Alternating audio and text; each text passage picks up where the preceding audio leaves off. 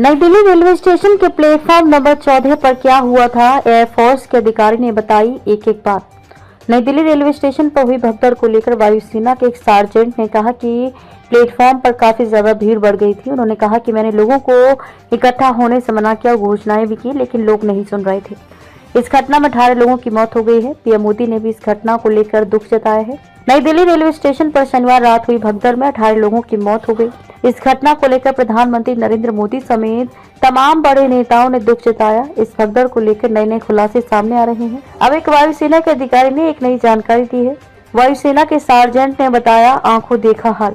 नई दिल्ली से प्रयागराज में महाकुंभ के लिए जा रहे श्रद्धालुओं की भीड़ और अन्य जगहों पर जाने वालों की भीड़ स्टेशन पर काफी ज्यादा बढ़ गई थी, जिसके बाद भगदड़ होने की बात बताई जा रही है। अब भारतीय वायुसेना के एक सार्जेंट ने बताया है कि बड़ी संख्या में लोग इकट्ठा हो गए थे और समझाने की घोषणाओं और प्रयासों के बाद भी भीड़ बेकाबू रही। एक अन्य प्रत्यक्षदर्शी ने इस भगदड़ की भयावहता का जिक्र करते हुए कहा कि भीड़ हद से ज्यादा थी। उन्होंने कहा, भीड़ काफी ज्यादा थी, लोग फुट ओवर ब्रिज पर जमा थे। इतनी बड़ी भीड़ की उम्मीद नहीं थी। मैंने त्योहारों के दौरान भी रेलवे स्टेशन पर इतनी बड़ी भीड़ कभी नहीं देखी। प्रशासन के लोग और यहाँ तक कि एनडीआरएफ के जवान भी वहाँ मौजूद थे, लेकिन जब भीड़ सीमा से अधिक हो गई तो उन्हें नियंत्रित करना संभव नहीं था। एलएनजेपी अस्पताल में भगदड़ में अपनी बहन को खोने वाले पीड़ित भाइयों में से एक ने कहा, हम 12 लोग थे जो महाकुंभ जा रहे थे और सीढ़ियों पर थे। मेरी बहन सहित मेरा परिवार भीड़ में फंस गया था। हमने उसे आधे घंटे के बाद पाया और तब तक वह मर चुकी थी। एक अन्य प्रत्यक्षदर्शी ने बताया कि ट्रेन के प्लेटफॉर्म बदलने की घोषणा के बाद दोनों तरफ से भीड़ आ गई, जिससे भगदड़ मच गई। उन्होंने कहा, भीड़ को नियंत्रित करने वाला कोई नहीं था।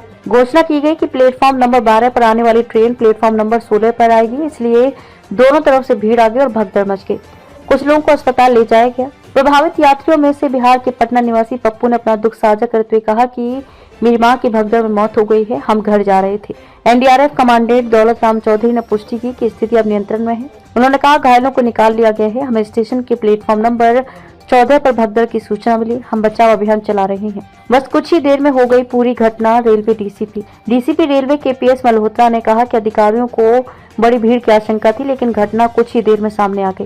उन्होंने एएनआई को बताया, हमें भीड़ की उम्मीद थी, लेकिन ये सब कुछ ही समय में हो गया और इसलिए ये स्थिति पैदा हुई। इसकी जांच रेलवे द्वारा की जाएगी। लोगों से पूछताछ के बाद हमें घटना के पीछे का कारण पता चलेगा। इस बीच रेलवे बोर्ड ने रविवार को बताया कि मामले की जांच करने और नई दिल्ली रेलवे स्टेशन पर भगदड़ का कारण निर्धारित करने के लिए 2 सदस्यीय उच्च स्तरीय समिति का गठन किया गया है। उच्च स्तरीय समिति का हुआ गठन रेलवे बोर्ड के सूचना एवं प्रचार ईडीआईपी के कार्यकारी निदेशक दिलीप कुमार ने कहा, मामले की जांच के लिए 2 सदस्यीय उच्च स्तरीय समिति का गठन किया गया है। स्थिति नियंत्रण में है और यात्रियों को विशेष ट्रेन से भेजा गया है। रेलवे स्टेशन पर ट्रेनों की आवाजाही अब सामान्य है। कुमार के अनुसार स्टेशन पर यात्रियों की असामान्य रूप से अधिक संख्या थी, जिससे भीड़ को नियंत्रित करने के लिए रेलवे की 4 अतिरिक्त विशेष ट्रेनें चलाने के लिए प्रेरित किया गया।